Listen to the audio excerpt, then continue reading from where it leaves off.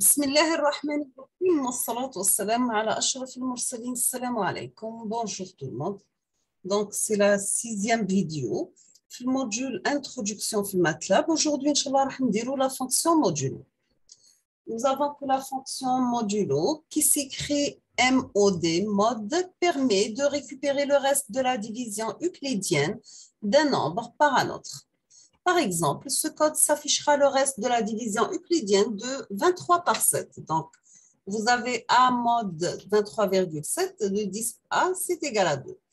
Donc, le résultat est 2, car nous avons bien 23 égale à 7 par 3, qui est ce qu'on appelle 3, c'est le quotient, plus 2, c'est le reste. Pourquoi parler de la fonction modulo maintenant? La fonction modulo, nous avons que le modulo est très pratique pour tester si un nombre est divisable par un autre. Dans ce cas, le reste de la division euclidienne est 0. On l'utilise souvent dans une condition pour tester la divisibilité d'un nombre par un autre. Par exemple, ce code permet de tester si le nombre A est divisable par 7. Nous avons A égale à input entrée valeur, if mode A,7 égale à 0, disp A est divisable par 7, else disp A n'est pas divisable par 7 et int. Nous avons le langage C. Le modulo, c'est un opérateur représenté par le symbole pourcentage pour tester si A est divisable par 7. On écrira en C if A pourcentage 7 égale 0 de accolade. La fonction modulo, que fait ce code? Nous avons A égale à input, entrer une valeur, safe mode A,2 égale à 0. Disp A est un nombre pair, else disp A est un nombre impair, int. Donc, ce code teste la parité d'un nombre. On termine avec une conclusion. Nous avons que le mot-clé if permet d'exécuter une partie du code.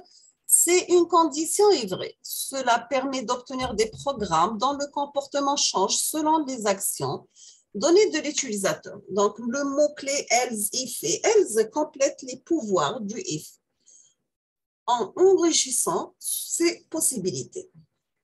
On peut complètement se passer d'eux en utilisant d'autres mots-clés if, avec des conditions plus complexes, bien sûr. Cependant, leur existence rend la lecture et l'écriture d'un programme plus agréable et compréhensible. Par contre, le mot-clé if ne peut être remplacé par d'autres mots-clés. Sans lui, impossible de faire un programme qui change de comportement selon les données.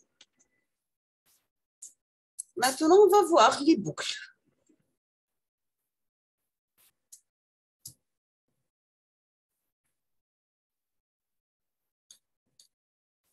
Les boucles. Donc, nous avons cependant qui est intéressant avec un ordinateur, c'est qu'il est capable d'exécuter des milliards de lignes de code à la seconde.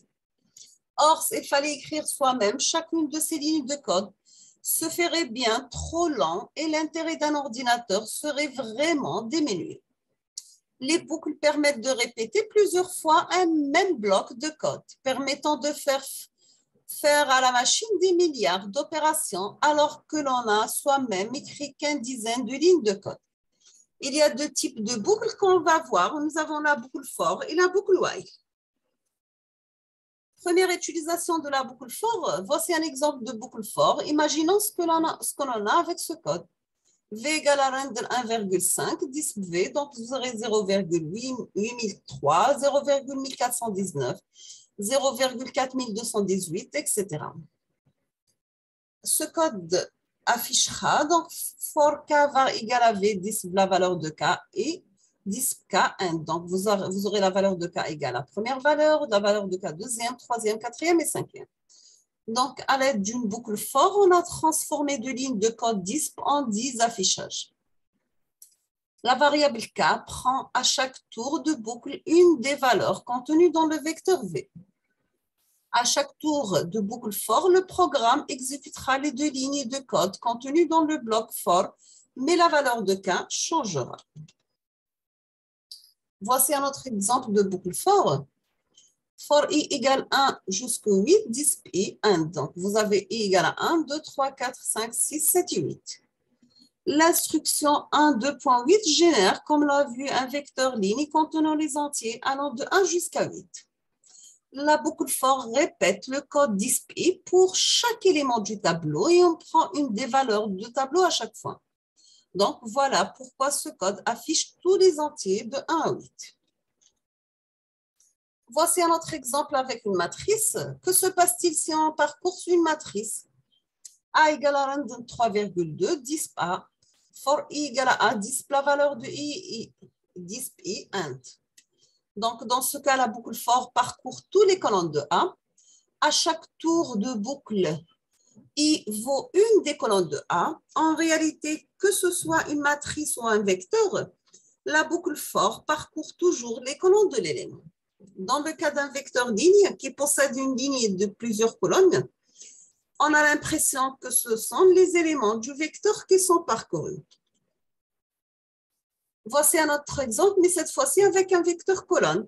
Que se passe-t-il si on parcourt un vecteur colonne? Comme on savait s'y attendre, la boucle for utilise la variable i ici pour parcourir toutes les colonnes de V. Ici, V possède une seule colonne et 4 lignes. Donc, la boucle ne parcourt qu'un seul élément. Quel est le syntaxe du for?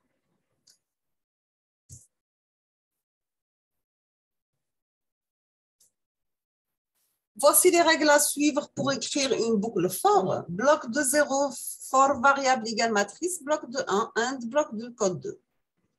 On commence toujours par écrire le mot-clé for, suivi d'un nom de variable, du signe égal et d'un nom de matrice. Ensuite, on écrit un bloc de code qui peut contenir, comme tout le bloc de code, des opérations, des blocs if ou d'autres blocs for. On termine le bloc for avec le mot-clé and.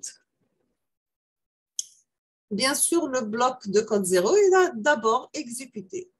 Ensuite, pour chaque colonne C de matrice, le bloc de code 1 est répété à chaque fois. Les variables est égales à AC. Enfin, le bloc de code 2 est exécuté. Un exemple, donc, que fait ce code? V égale à 1, 100 000, S égale à 0, for I va égale à V, S égale à S plus I, un disp S. Donc, cette boucle permet de calculer dans la variable S la somme des éléments du vecteur V. On peut aussi faire S égale à 100V. Donc, quel est le code le plus rapide? On va passer maintenant au temps d'exécution. Voici un graphique affichant selon la taille du vecteur V de l'ensemble, l'exemple précédent, le temps d'exécution de ces deux programmes avec ou sans boucle, permettant bien sûr de calculer la somme des éléments de V. Donc, pour un vecteur de taille 1 par 10 puissance 6, le temps d'exécution avec boucle for, c'est 0,92 secondes et le temps d'exécution sans for, c'est 1,1 millisecondes. Pour 9 par 10 puissance 6, le temps d'exécution avec for, c'est 7 par 33 secondes. Le temps d'exécution ensemble, la boucle for, c'est 6,7 millisecondes.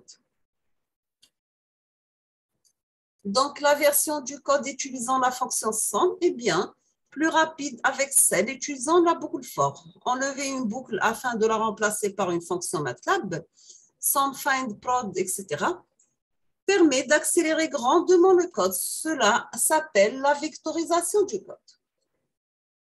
Pourquoi les boucles for de MATLAB sont-elles lentes? Le langage, c'est un langage compilé, c'est-à-dire qu'un compilateur GCC analyse le code entièrement, puis le traduit en assembleur avant de l'exécuter. Pendant cette analyse, des optimisations de code ont lieu, particulièrement dans les boucles for. Tandis que MATLAB, c'est un langage interprété, donc c'est un langage de script, le code est lu et au moment d'exécution, et très peu d'optimisation est réalisée. Pourquoi les fonctions internes du MATLAB sum et find sont-elles efficaces? Donc, nous avons que ces fonctions ne sont pas écrites en MATLAB, mais en C ou un autre langage compilé.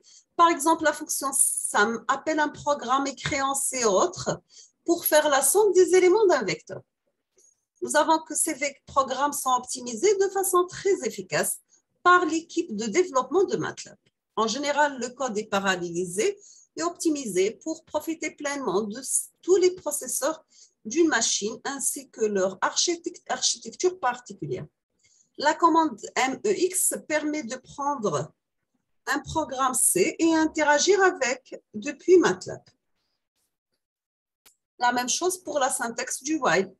Nous avons l'autre boucle à connaître dans MATLAB.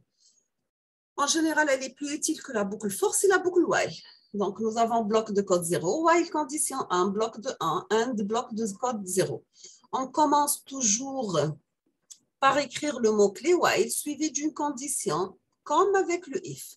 Ensuite, on écrit un bloc de code qui peut contenir, comme tout bloc de code, des opérations, des blocs if, for ou while. On termine le bloc while avec le mot-clé and.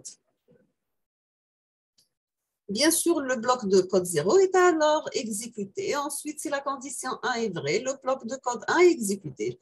Il est répété jusqu'à la condition 1 devienne fausse. Ensuite, le bloc de code 0 est exécuté. L'autre boucle à connaître, bien sûr, MATLAB, c'est la boucle while.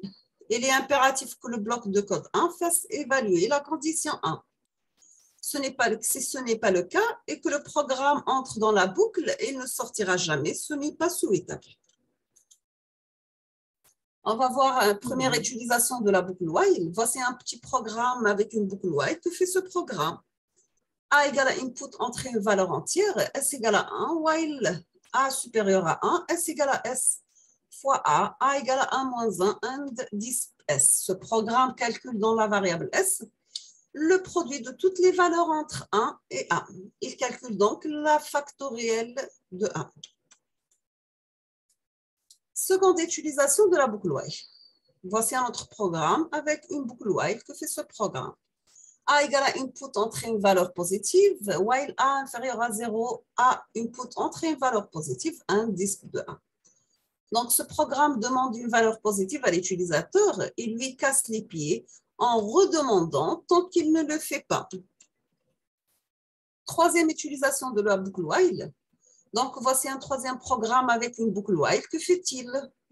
A égale à input, entrer une valeur, B égale à input, entrer une valeur, N c'est le min AB, while mode de A, N égale à 0, le mode de B, N égale à 0, N égale à N moins 1, N 10 d'un. Donc, ce programme cherche un diviseur commun à A et B en partant de la plus petite de ces deux valeurs. Il calcule le PGCD de A et B. La question, c'est quelle boucle utiliser? Vaut-il mieux utiliser une boucle for ou while dans un programme? Donc, en général, si on sait à l'avance combien de fois la boucle doit se répéter, on utilisera une boucle for, sinon on utilisera un while. Parmi les trois programmes que l'on vient de voir un exemple du while, lequel devrait utiliser une boucle for? Programme factoriel de A, for ou bien while. Donc, on préfère le for pour vectoriser. L'explication, c'est bien la boucle se répétera 1 moins 1 fois. Le programme nombre positif, la boucle utilisée, c'est while, car on ne sait pas combien de fois l'utilisateur va saisir un nombre négatif. Le PGCD A et B, on préfère les deux boucles. Soit on teste tous les entiers entre A et min AB, soit on teste ceux entre A et 1 jusqu'à on trouve un qui divise. Pour le factoriel avec la boucle for, pardon. Pour réaliser une factorielle avec une boucle for, on peut faire ainsi. A égale à input, entrer une valeur entière, S égale à 1, for I égale à 1, tout A, S égale à S fois I, 1, 10 de S. On peut évidemment vectoriser ce code et éviter la boucle for. Donc, on va mettre A égale à input, entrer une valeur, S égale à prod 1 jusqu'à A, 10 de S. Donc, on peut utiliser la fonction factorielle de MATLAB, tout simplement factorial. Maintenant, on va voir le mot-clé break et on termine avec.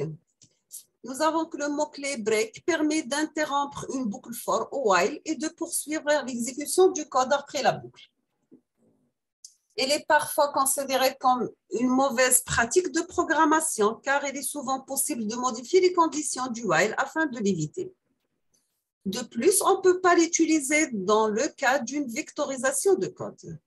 Nous n'examinerons pas en détail ce mot-clé. Sachez qu'il existe, mais évitez de trop souvent l'utiliser. On termine avec conclusion. Nous avons que les boucles étendent les possibilités d'un programme en répétant plusieurs fois un même comportement. Ceci permet de réaliser un nombre important d'opérations sans pour autant d'avoir à coder chacune d'entre elles. Pour pouvoir profiter des boucles, il faut être capable de penser un programme comme une série d'actions similaires. Donc, pour conserver un programme rapide, il est préférable d'éviter les boucles, c'est possible, et d'utiliser les fonctions de MATLAB agissant sur les matrices. Cela s'appelle la vectorisation de code. Avant d'optimiser un code, il est recommandé de l'écrire avec des boucles afin de tester son fonctionnement, puis de tenter de le vectoriser. Donc, nous sommes arrivés à la fin de cette vidéo et ce chapitre. Je vous remercie infiniment pour votre attention. Comme toujours, n'hésitez pas si vous avez des questions. Et à la prochaine vidéo, Inch'Allah. Merci beaucoup.